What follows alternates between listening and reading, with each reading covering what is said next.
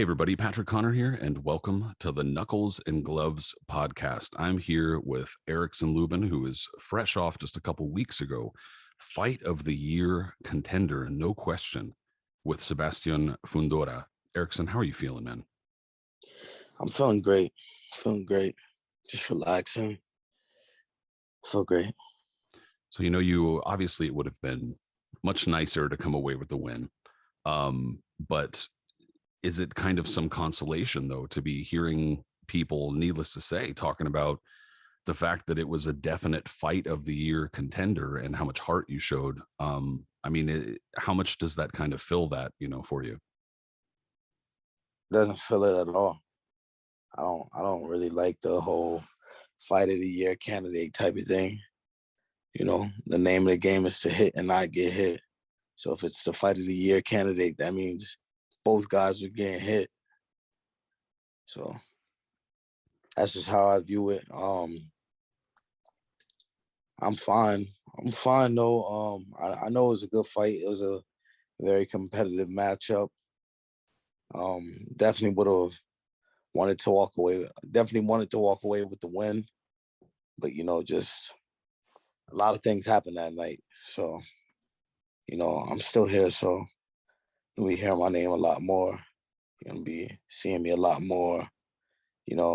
Once I go through rehab with my shoulder and everything and it recovers well, then I'll be back in the ring in no time.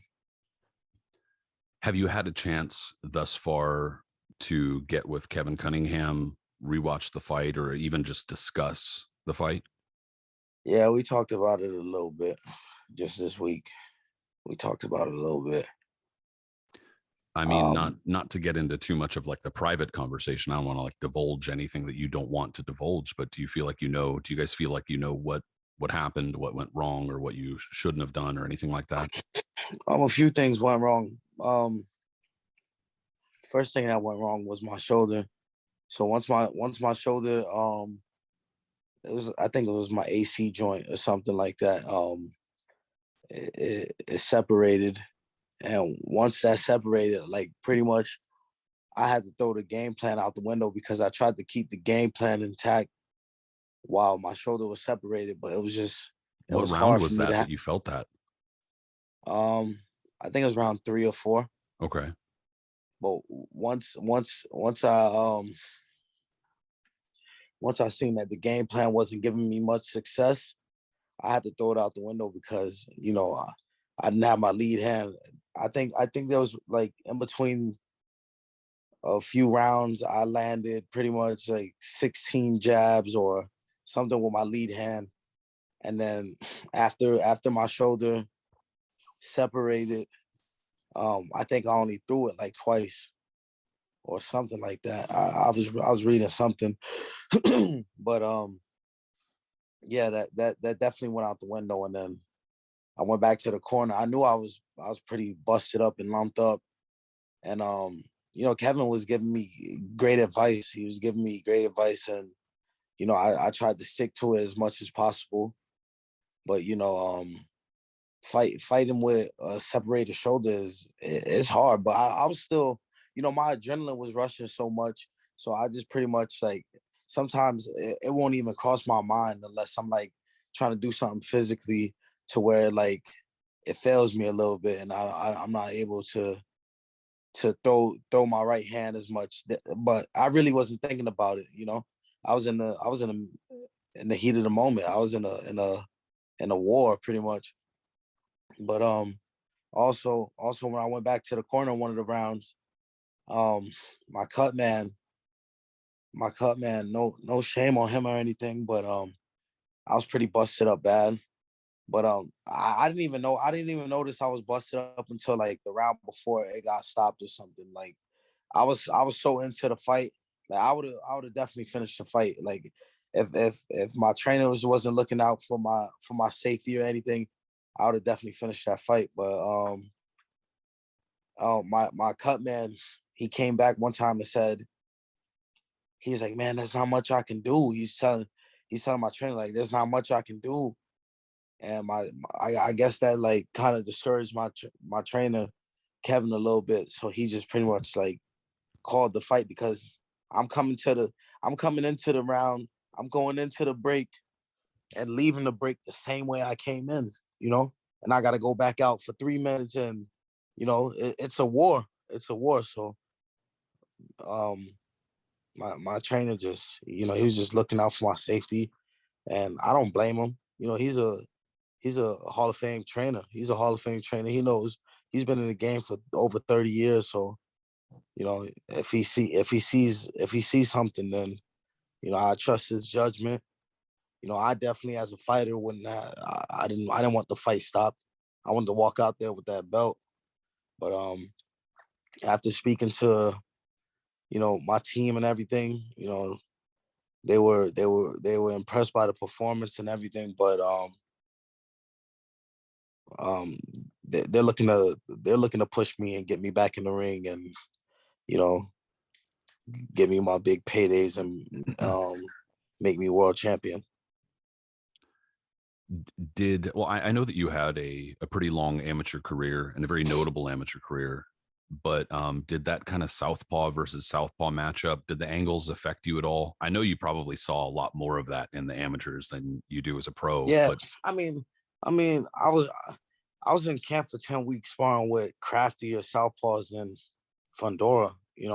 right. I'm talking about guys that actually box and not just, go in there and try to make it a war. There's not wrong with the way he fights at 6'7", but I've seen all type of styles. I've seen orthodox, I've seen switch hitters, I've seen southpaws, and like I said, I was in camp with some southpaws, and they had different styles. So it's just different styles that you have to adjust to, like on the fly sometimes. Like while you're on the job, like while you're fighting, like, you gotta adjust to certain things or different looks that someone might give you. Well, and even you yourself said, what are you going to do without your lead hand and without being able to jab so much, especially against a guy that And much I was taller? successful with it. I was successful with it early on. Like my jab hand, I was able to jab. And then a few times I felt in the fight where he punched my shoulder, the same one that separated. He punched it. I'm like, fuck. And it was kind of hard for me to defend myself too. Like, I'm trying to keep my hands up, but the uppercut kept going through. So I'm like, damn. And then when I tried to move my feet, you know, my 3 steps to his 1 step was pretty much, the same thing. Like, he would catch up to me with just 1 step. So I was like, you know what? I gotta just fight this dude. Like, I gotta just sit here. I gotta back him up. I was like, fuck that. I'm backing him up. So that's when I started just moving forward, and it kind of did go out.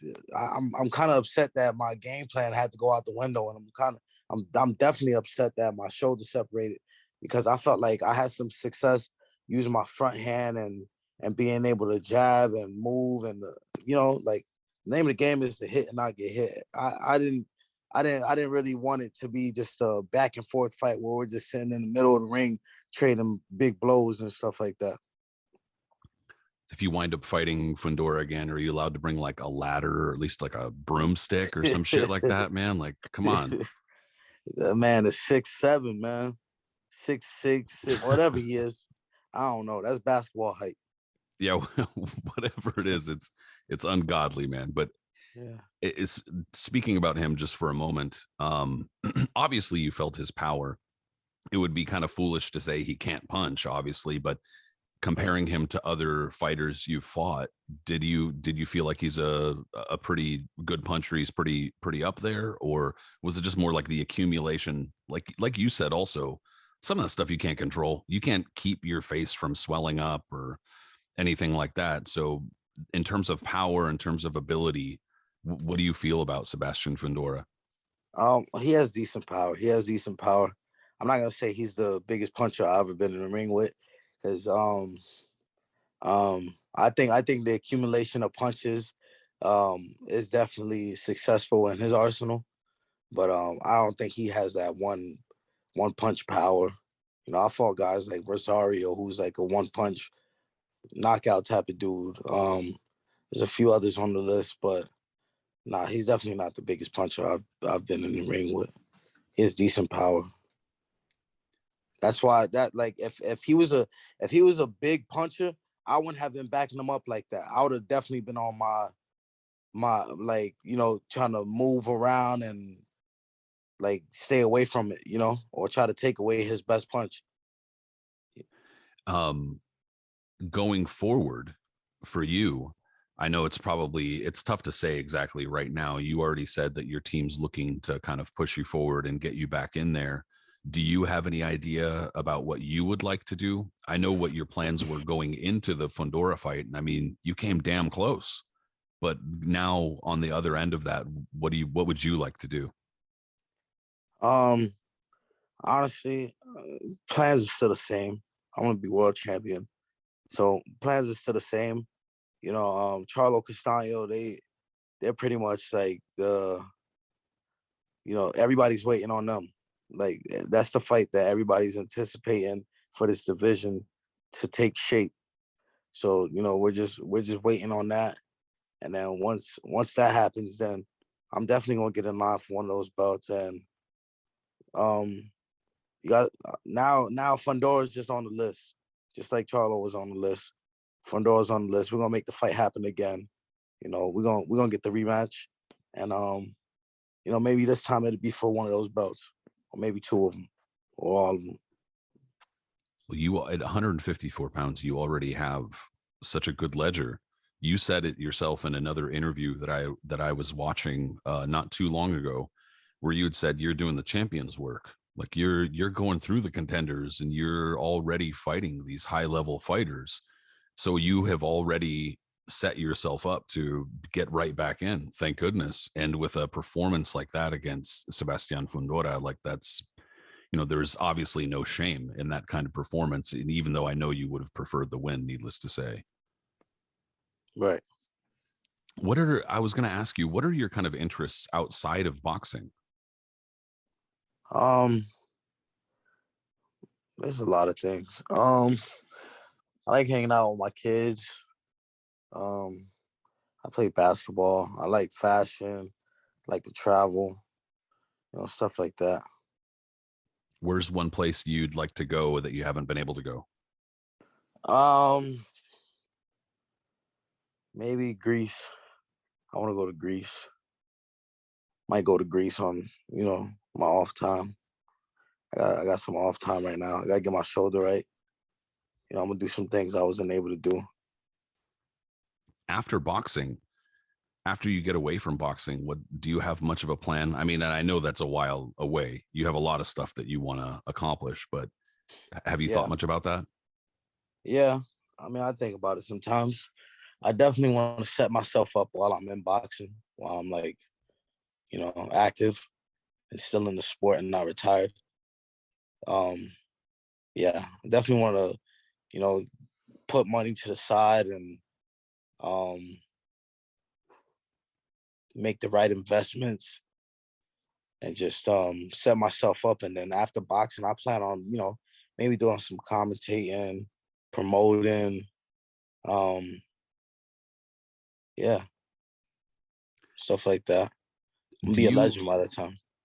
I know that some fighters, not a ton of them, but I have spoken to some fighters who have told me, like, I'll ask them about such and such fighter or such and such fight, and they'll be like, man, I don't even watch boxing. I don't know. So, I mean, it doesn't happen that often, but it does happen. Like, do you pay much Yeah, attention to boxing? Are you a fan? hell yeah. Okay. Some people just be having a pride in a way. To me, I like watching it. I like seeing new things in boxing that I haven't seen before. I like watching the prospects. Like I like how ESPN how they show like every fight on TV. I'm not gonna lie. I like how they show the prelims and all that type of stuff because I'm into that type of stuff. I'm into the whole sport. I'm a student of the game. I really do watch other fighters too. When I'm in camp, it could be old school fighters, new fights, whatever. What kind of fighters are you a fan of? Like either old school or now? Old school, Yeah, I'm gonna either have to way. go with like Sugar Ray Leonard. Like Sugar Ray Leonard, very exciting. Meldrick Taylor, Floyd Mayweather. I don't even know if Floyd Mayweather is considered new or old. Well, I guess he's still fighting exhibitions, but I won't call him Yeah, old. he's yeah, still he's young at that. heart. Yeah, um, yeah, I like watching those guys. Mike Tyson, um, Tyson Fury to speak about, modern day. Tyson Fury, Canelo. I like watching Shakur Stevenson. He's a great fighter. There's a lot of dudes on that list. Terrence Crawford. There's a lot of dudes on that list. So let me ask you: did you wind up catching Fury White, and what did you think of Tyson Fury? Yeah, I did catch it, and I think Tyson Fury is he's definitely the greatest heavyweight of this era. But you gotta put his name in all time greats. I think so. When it comes to heavyweights, you gotta be And somewhere on that list. you brought up two other fighters who are fighting. Shakur Stevenson's fighting this weekend against Oscar Valdez. Who do you think takes that fight? Man, Shakur gonna beat the shit out of him. Shakur gonna do his thing. I think Valdez is hungry. I've seen videos on YouTube and everything of Valdez. He's been training like a madman. So I'm not sleeping on Valdez. I think he's a great fighter too. I love the knockout versus Burchell. But I think Shakur is just, the size, the styles, the size. It's all to me. It favors Shakur. Shakur is a very slick fighter who make you miss, make you pay. That's the name of the game. And I think Valdez, he's willing to take one to give one, and he's rough and tough.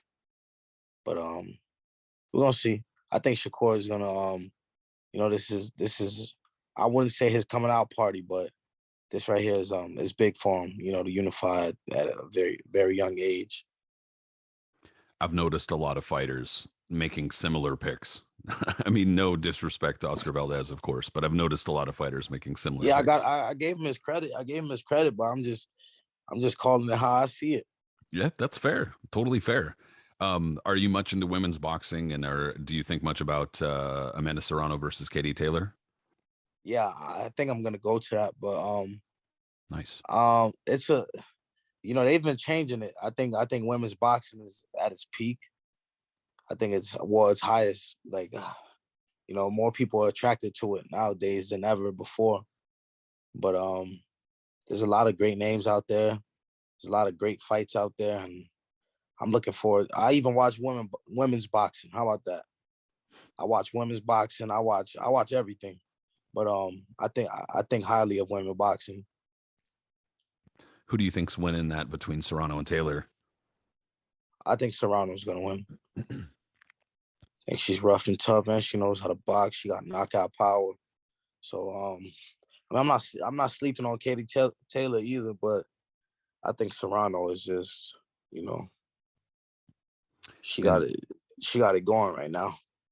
last, before I let you go, you mentioned that you like watching Canelo too, and then the following weekend we got Canelo versus Dimitri Bivol. I mean, we have a pretty decent lineup coming up here, fights, and can't wait for you to get back into it. But what do you think is going to happen between Canelo and Bivol?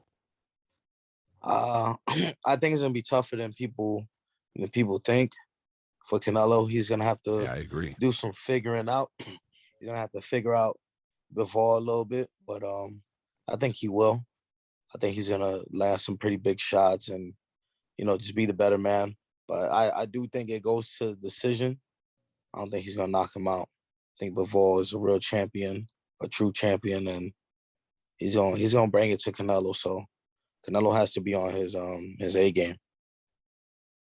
I think that's a pretty good assessment, and it sounds like you're already positioning yourself to transition into commentating. You sound like you're already on your way, man. You're pretty close there, you know.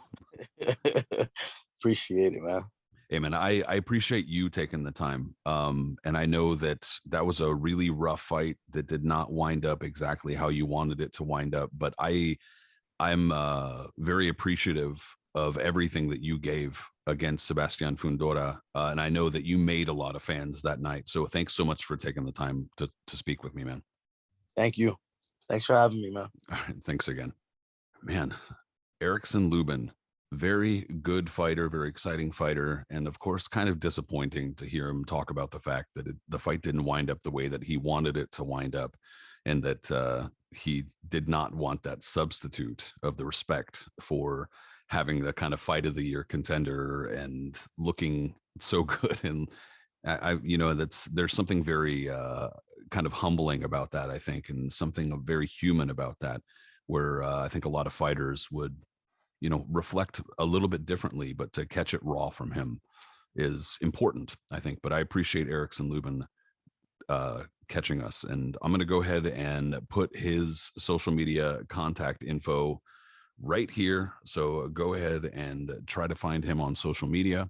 Me, Patrick Connor, man, I appreciate you guys watching. I am on Twitter myself as Patrick M. Connor.